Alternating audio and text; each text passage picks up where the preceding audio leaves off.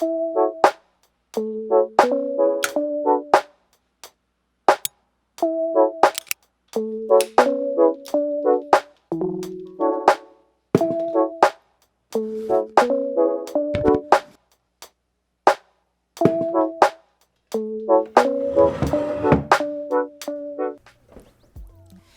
filmmaker.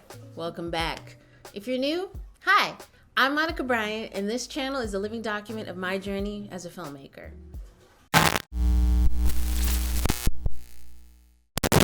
So I might have a brief confession to make, and that is the fact that I never color grade or color correct any of my videos. Well, today I have decided that I'm gonna learn how to color grade and color correct and do all that other color stuff so that my videos can look a little more polished.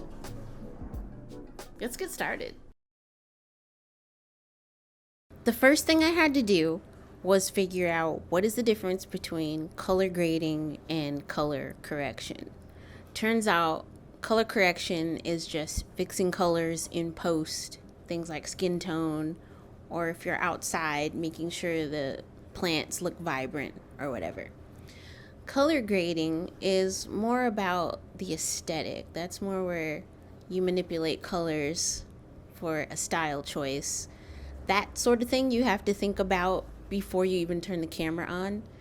I'm not very big on thinking about things like that, with the exception of the lights that I bought because I wanted to add a little more color to my videos. I typically don't think about what I'm wearing or what's in the scene with me. I kind of just turn on the camera and turn on some lights and go. But color grading and thinking about the effect I want the shot to have in the editing room is going to inform the choices that I make before I even shoot. Here's what I learned in grade school about color. There are 3 primary colors: red, yellow, and blue. Red and yellow make orange. Yellow and blue make green. Blue and red make purple. Purple is my favorite color. Movies use color schemes to evoke emotion and promote style and creativity. Here are some examples. A monochromatic color scheme uses one color. An example would be this scene from American Beauty and also The Matrix. There is also the very, very popular complementary colors, teal and orange, popularized by every Hollywood movie, especially Transformers. And you can also see complementary colors used in Black Panther. Black Panther, played by Chadwick Boseman, wears purple, and Killmonger wears yellow. An analogous color scheme would be one that uses 3 colors that are right next to each other, such as Euphoria. A triadic color scheme uses 3 colors that are quite opposite each other. For example, Guardians of the Galaxy, Spider-Man.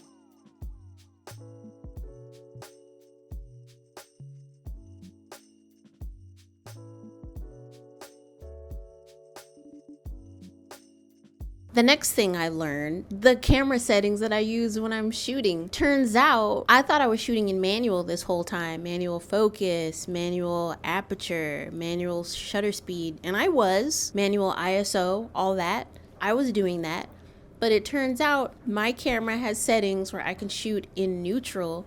Neutral is just very flat, kind of like a boring type of profile, but it preserves more detail in the footage so that you can manipulate the colors later and the footage won't look grainy or weird. Shooting in auto was doing all the contrasting and brightness and coloring in camera, and then when you get that footage into your editor, you can't really change it because all that information is baked onto the footage. I didn't know that, so now I'm going to be shooting in neutral so that I can manipulate colors later. The more you know. Okay, so this is a mini rant about my computer.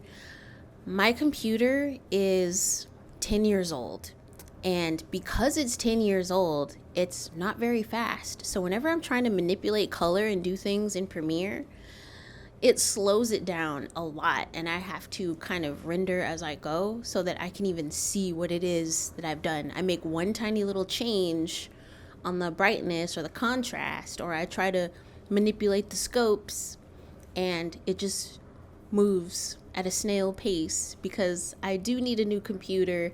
I'm also not using the most up-to-date version of Premiere. I'm using Premiere Pro CC, which is like the 2018 version.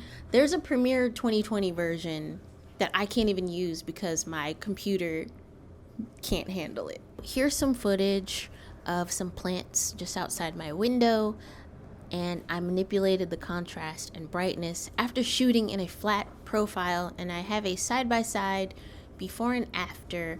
There's sort of a line down the middle, but the changes are very subtle, so you can decide for yourselves which side looks better. But let's take a look at that.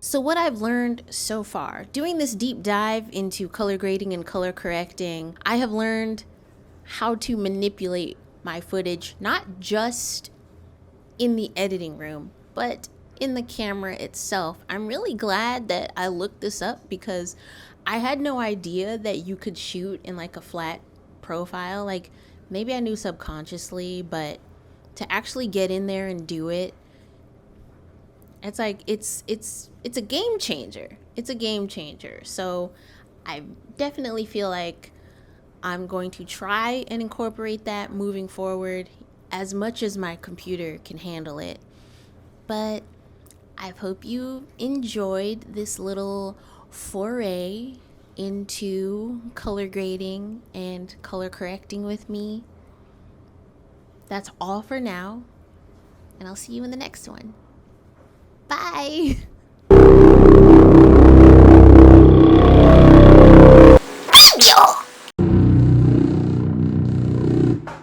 Yo.